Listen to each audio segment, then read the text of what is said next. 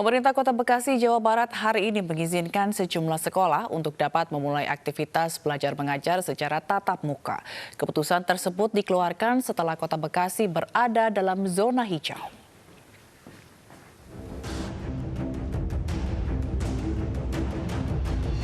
Pemerintah Kota Bekasi merekomendasikan kegiatan belajar mengajar dapat dilangsungkan secara tatap muka seperti biasa.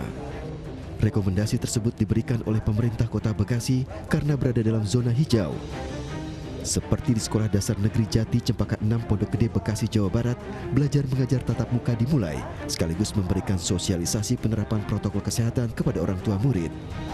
Dalam sosialisasi, pihak sekolah mewajibkan bagi orang tua dan murid menerapkan protokol kesehatan seperti wajib menggunakan masker, cuci tangan, hingga mewajibkan membawa bekal makanan dari rumah.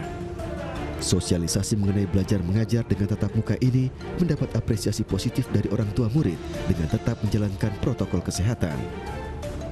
Setuju aja untuk pembelajaran tatap muka, tapi kita harus ada protokol dari kesehatan. Cuma pesannya untuk menjaga higienis aja antara teman dan teman, dan guru juga harus lebih memantau aja sih, seperti itu. Dalam 1-2 hari ini sedang melakukan sosialisasi terhadap orang tua murid atas tanggapannya dengan penerapan roadshow ya ataupun road model ini, tanggapannya apakah bisa kita terapkan secara pembelajaran tatap muka langsung atau tetap mengikuti gaya lama pada posisi pandemik gitu, Pak.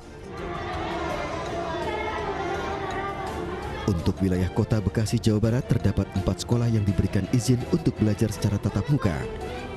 Belajar mengajar secara tatap muka ini tidak diperuntukkan bagi seluruh sekolah, mengingat sejumlah wilayah di Indonesia masih memiliki jumlah positif yang cukup signifikan. Dari Bekasi, Jawa Barat, Tim Liputan iNews melaporkan.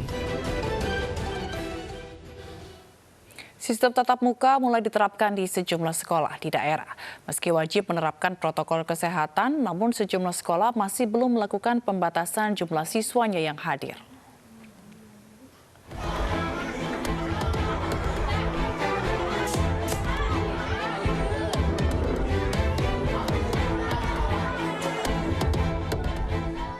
Murid-murid SDN Putra Budaya Subang, Jawa Barat, Senin pagi mulai menerapkan sistem tatap muka. Sayangnya penerapan sistem tatap muka ini tidak disertai dengan penerapan protokol kesehatan, seperti jumlah siswa yang tidak dikurangi dan orang tua yang boleh menunggu di dalam ruang kelas. Bahkan sejumlah murid tidak menggunakan masker maupun pelindung wajah. Sementara pihak sekolah mengaku belum mendapatkan aturan resmi dari Dinas Pendidikan mengenai protokol kesehatan di sekolah. Karena Bapak Korwin belum ada mau nyusul, ada coret-coret, sama persiapan dulu masker, kedua pengurus juga belum disiapkan karena saya belum siap sih, ya minimal masker harus dipunyai, dimiliki, tapi sekolah juga mau mempersiapkan dengan nama SD Putra Budaya gitu. Sistem tatap muka juga mulai berlaku di Sekolah Miftahul Anwar di Kecamatan Tenjolaya, Kabupaten Bogor, Jawa Barat. Protokol kesehatan pun tidak diterapkan di sekolah ini. Mulai dari tidak adanya alat pengukur suhu tubuh, pemakaian masker, hingga jaga jarak di sekolah. Untuk sementara ini karena memang masih musim pandemi, sekarang sih hanya untuk perdana saja kita masukkan, jadi memang siswa baru hanya kelas 1. Adaptasi kebiasaan baru dengan tetap mematuhi protokoler pemerintahan adalah salah satu upaya untuk memutus mata rantai penyebaran COVID-19. Tim Liputan iNews melaporkan. Kementerian Pendidikan dan Kebudayaan telah mengatur pelaksanaan kegiatan belajar mengajar di masa pandemi COVID-19. Hanya wilayah yang berstatus zona hijau yang dapat melaksanakan pembelajaran tatap muka.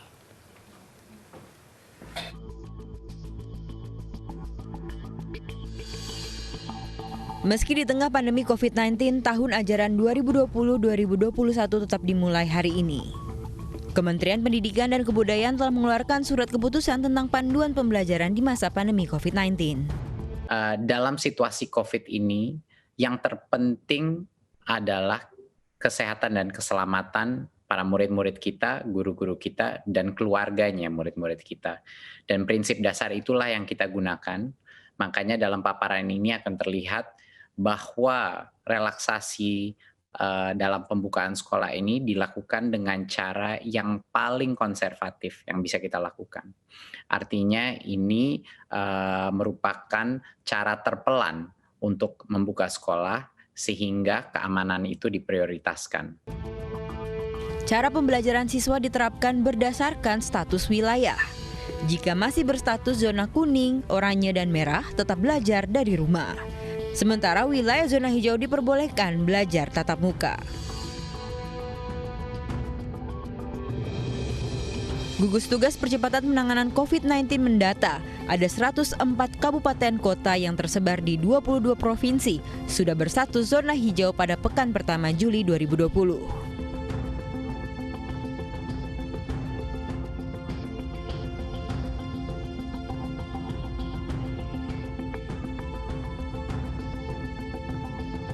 Itu pun sekolah di zona hijau harus memenuhi protokol kesehatan, meliputi sarana sanitasi seperti toilet bersih, tempat cuci tangan, dan disinfeksi. Selain itu harus punya akses fasilitas kesehatan seperti klinik atau rumah sakit. Siswa dan guru wajib memakai masker dan menyediakan alat pengukur suhu tubuh. Jumlah dan jarak antar siswa di kelas juga diatur. Untuk sekolah dasar hingga SMP dibatasi hanya 18 siswa per kelas.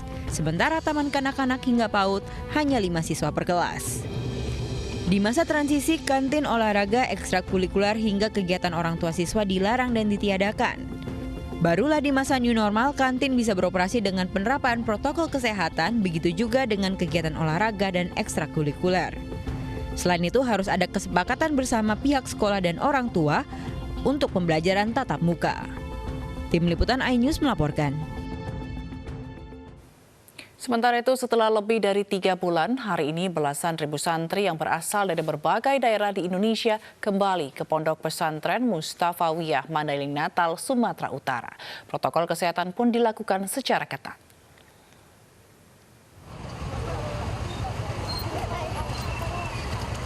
Setelah lebih dari 3 bulan libur akibat pandemi corona, 13.000 santri Pondok Pesantren Mustafawiyah Purba Baru, Mandailing Natal, Sumatera Utara hari Senin ini kembali melangsungkan kegiatan.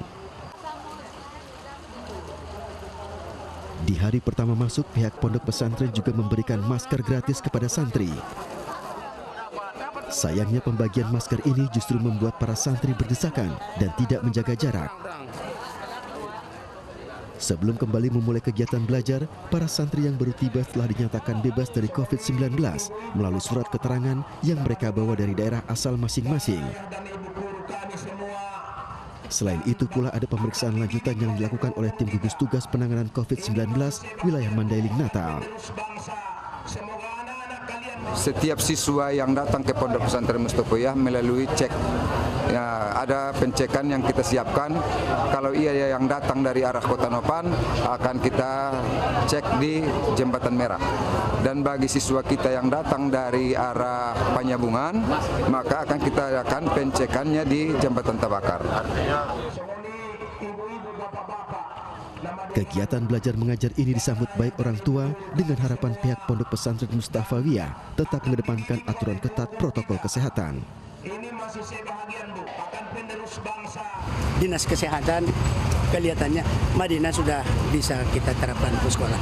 Apalagi sudah begitu lama ya? Iya, sudah begitu lama dan anak-anak di samping sudah rindu dan takut kita ketertinggalannya nanti dengan pelajaran. Meski telah melangsungkan kegiatan belajar mengajar, namun banyaknya jumlah santri dan terbatasnya jumlah kelas membuat pihak Pondok Pesantren masih menguji coba sistem belajar tatap muka dengan mengatur jarak dan membatasi jumlah santri di masing-masing kelas. Dari Mandailing Natal, Sumatera Utara, Ahmad Hussein Lubis, iNews melaporkan. Pemirsa, pemerintah memutuskan untuk tidak membuka pendaftaran mahasiswa baru Politeknik Keuangan Negara, Sekolah Tinggi Akuntansi Negara yang berada di bawah naungan Kementerian Keuangan. Salah satu isu yang berkembang menyebut moratorium untuk PKN STAN dikaitkan dengan isu radikalisme.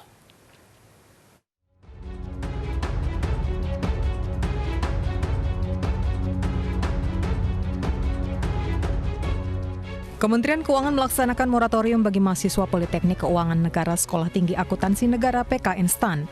Selain karena imbauan BNPB terkait antisipasi penyebaran COVID-19, alasan Kemenkyu mengarah pada rencana pengkajian kebutuhan pegawai Kemenkyu lulusan PKN STAN dan penataan ulang sistem kedinasan lembaga politeknik ini. Namun belakangan muncul isu radikalisme dibalik tidak dibukanya penerimaan peserta didik baru untuk PKN STAN. Hal ini membuat Sudirman Said, mantan Menteri Energi Sumber Daya Mineral (ESDM) periode 2014-2016, angkat bicara. Menurutnya sangat disayangkan pemerintah memutuskan penutupan sementara STAN, apalagi ditambah dengan adanya isu radikalisme. Sudirman Said yang pernah menjadi Ketua Ikatan Alumni STAN 2014-2016 menyatakan bahwa tuduhan radikalisme itu harus berdasar. Selama ini menurutnya banyak mahasiswa STAN yang berafiliasi dengan masjid kampus dan meneruskan kebiasaan di kantor ketika sudah bekerja. Hal itu dilakukan untuk menjaga integritas agar tidak larut dengan praktik korupsi dan suap-menyuap.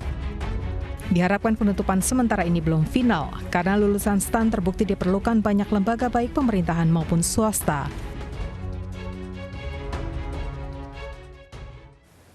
Dan untuk mengulas isu dugaan radikalisme di balik moratorium PKN STAN, kami hadirkan cuplikan dialog dengan Ketua Alumni STAN periode 2014-2016 Sudirman Said dan peneliti radikalisme dunia pendidikan Haidar Alwi dalam program Ainus Sore beberapa saat lalu.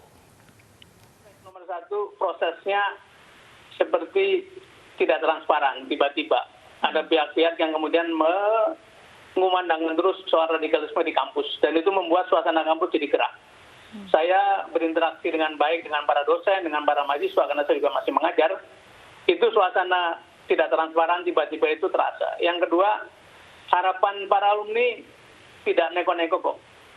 Silahkan diatur, dikecilkan kapasitasnya atau disesuaikan, tapi jangan tutup sama sekali. Karena begitu tutup sama sekali itu, satu track, satu generasi atau 5 tahun atau 4 tahun lamanya itu akan kehilangan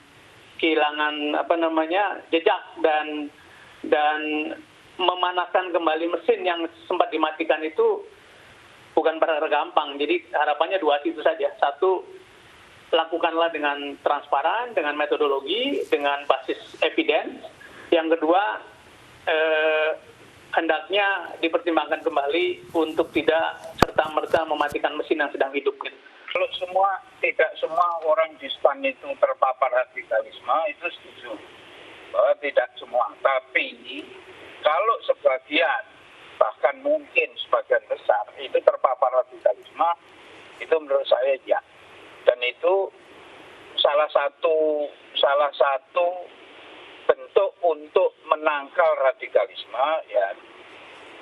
Menteri Keuangan punya kebijakan moratorium. Jadi memang kebijakan itu kebijakan ekstrim yang harus ditempuh pada situasi yang ekstrim juga. Jadi memang perlu kajian khusus untuk menyatakan bahwa itu ditutup atau boleh lanjut. Karena radikalisme, kalau kita bicara radikalisme di Indonesia, terutama di kampus-kampus hebat sekalipun, itu nyata. Jadi saya bilang bahwa jangan sampai kejadian kita seperti di Syria. Di Syria itu awalnya juga begitu. Ekstrem ini agak radikalisme nggak ada dan lain sebagainya. Pada saatnya begitu mereka menguasai, baru oh ternyata ada dan real radikalisme itu. Tapi sudah Polisi periksa kesehatan artis FTV HH yang diduga terlibat prostitusi. Ainus Malam segera kembali dengan informasi selengkapnya.